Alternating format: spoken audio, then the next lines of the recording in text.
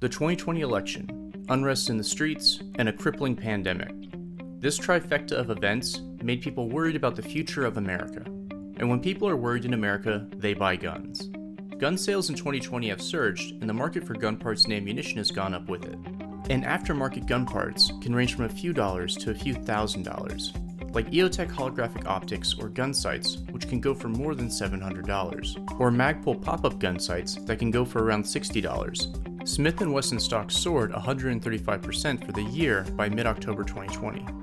And federal background checks have passed 32 million for the year, an all-time high, with more than a month and a half to go in 2020. When gun sales go up, ammunition can also become harder to find. What is causing this surge in gun sales? You had a lot of people on the right basically worried about either a breakdown of government and anarchy, but also at the same time worried about heavy-handed government. So you kind of had people stocking up on guns for almost opposite reasons. 10% more women own guns now than in 2005, according to the National Rifle Association. And according to the National African American Gun Association, 15,000 new members have joined the group in 2020 alone. You always have sort of your usual suspects, your middle-aged, typical, what people consider like the stereotypical gun owner. But you're also seeing very large increases in percentages that are either minorities or women.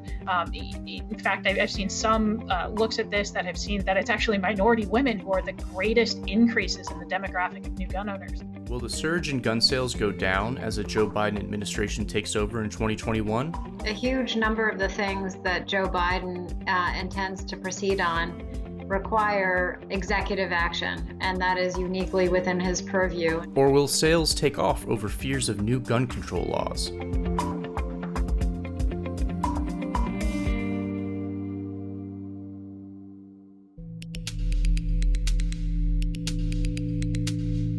The Second Amendment enshrines the right to own firearms in the United States. Through numerous legal battles, legislation, and normalization, it has stood the test of time. A patchwork of gun laws in the US stem from each state having different restrictions on certain types of guns and accessories. In some states like Florida, you can have giant magazines, and even automatic weapons if you apply and pay for a federal tax stamp. In other states like California, there are tough restrictions on buying guns. Florida, if you feel in threat for your life, you can, sometimes depending on the background check, you might have to wait 3 days, but typically you can walk out of the store with that firearm that day after having passed a background check.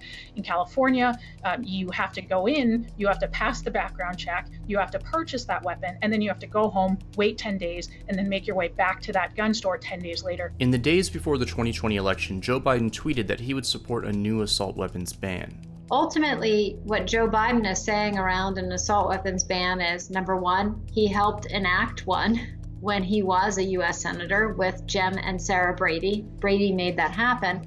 Number two, it made a difference. Even at that time, it made a big difference because the use of those kinds of weapons over the 10 years after that ban was enacted went way down. And let's be clear, these are military-grade weapons designed to kill as many people as efficiently as possible. Talk to parents who've lost their kids in school shootings and ask them whether they think an assault weapons ban is worth it. Number three, it will have more of an effect on prospective gun use. Along with gun owners, gun manufacturers and sellers are now preparing for a Biden presidency, which could change how their industry operates. They're talking about preparing to defend their Second Amendment rights. And assault weapons ban, that's a huge boogeyman for gun rights advocates. There are some things I anticipate a Biden administration would do fairly quickly, as he has promised to do fairly quickly, namely looking at some ATF regulations and understandings of receivers and uppers and lowers and sort of complicated technical aspects of what defines or doesn't define a firearm.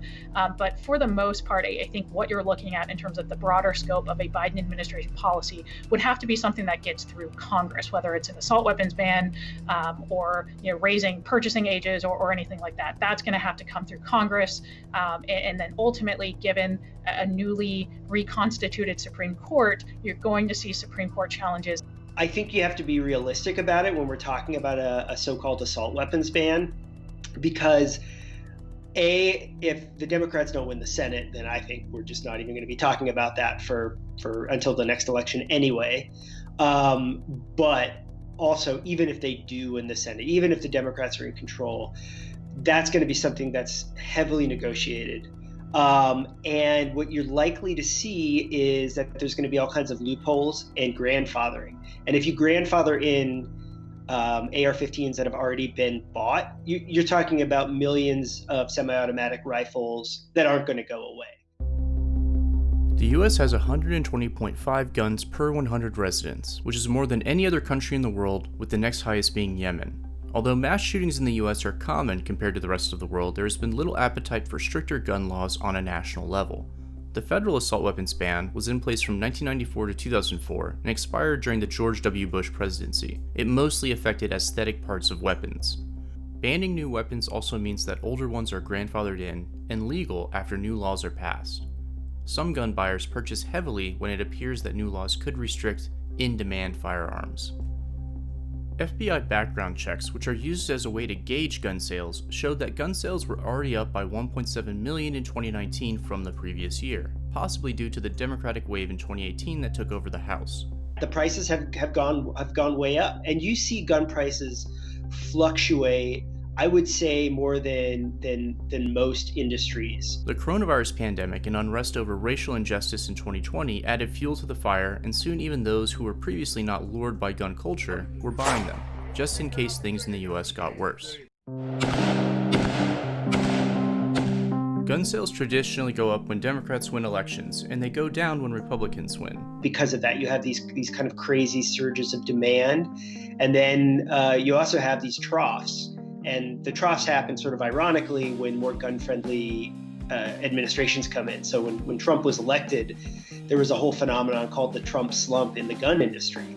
So even though he was, arguably the most gun-friendly president in generations, his election actually kind of hurt the gun industry. And now we're seeing that clearly come back in a big way.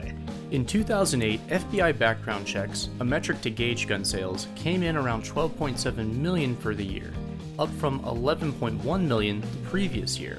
And in 2016, they were up by around 4.4 million from 2015, possibly in part because the polls predicted a win by Hillary Clinton. When Donald Trump ended up winning, background checks dropped by 2.3 million from the previous year in 2017. These spikes can also affect stock prices for gun and ammunition producers.